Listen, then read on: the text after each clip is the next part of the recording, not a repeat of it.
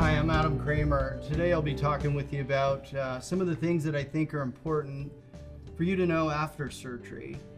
This video is intended to help you understand what I did and why, but also to understand what I would like you to do for good health after surgery.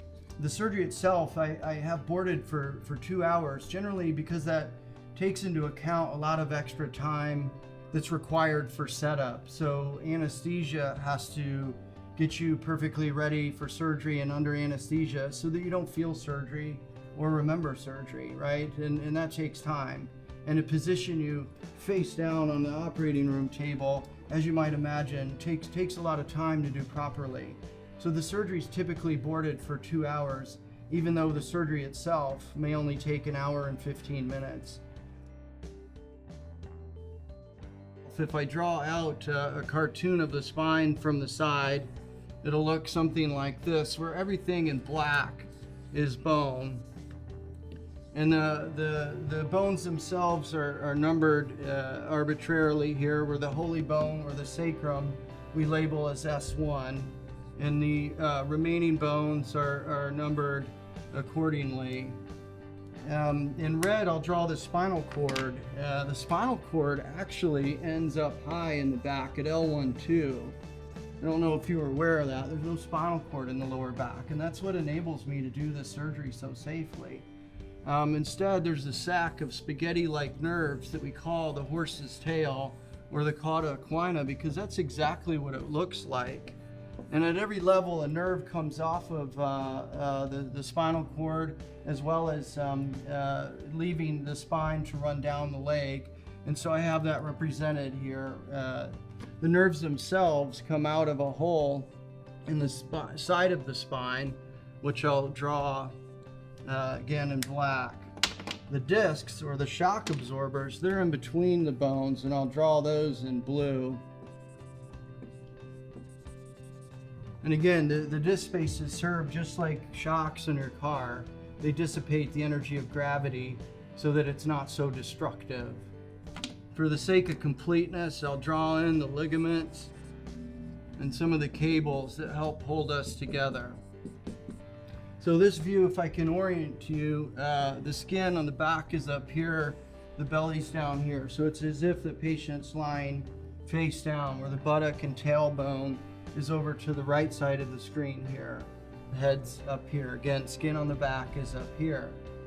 You see, so, and a lot of times the pathology of one patient's spine versus another, the pathology may differ in certain ways, but in a lot of ways it's similar. So I'll draw out an example of spinal stenosis here at L3-4. And what happens is, over the years, the disc space can wear out and collapse. And as that disc space collapses, the cables that help hold it together must buckle, right? They're cables, they're ligaments. They aren't elastic. They don't get tight again. They must therefore buckle, right? And if the cables buckle, that allows the joint to shift. And if the joint is shifting, it can cut off the nerve, right? Literally pinch the nerve.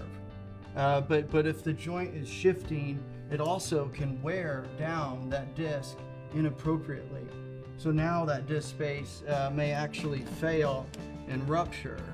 So a piece of the disc can come out of the disc space itself, and that is directly in line with where the nerve is coming out of the spine. And so that nerve can get pinched.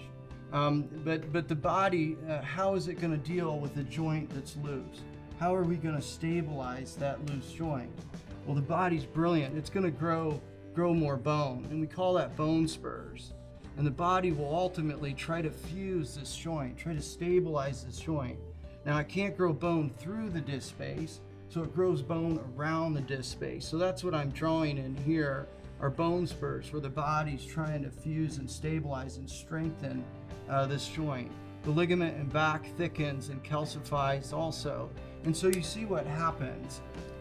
Instead of the nerves being able to float inside a water balloon full of spinal fluid, now the nerves are constricted. It's bottlenecked here.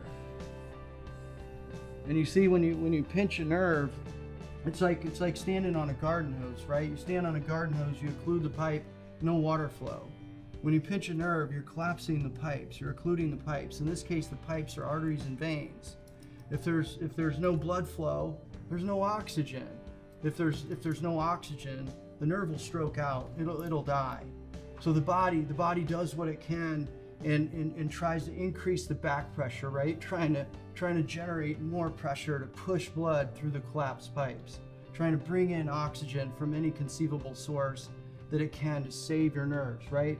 It's not gonna let you go paralyzed without a fight. So as part of that process, the body screams out in pain.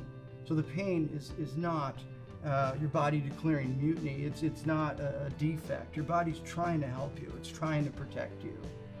Right? But imagine after 20, 40, 60 years of growing extra bone to try to stabilize that weak joint, the bone spurs themselves can get in the way and start to become a problem.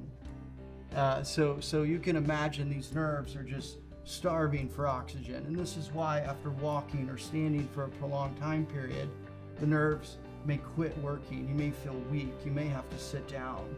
You may feel like your legs are going to buckle or give out, and they will.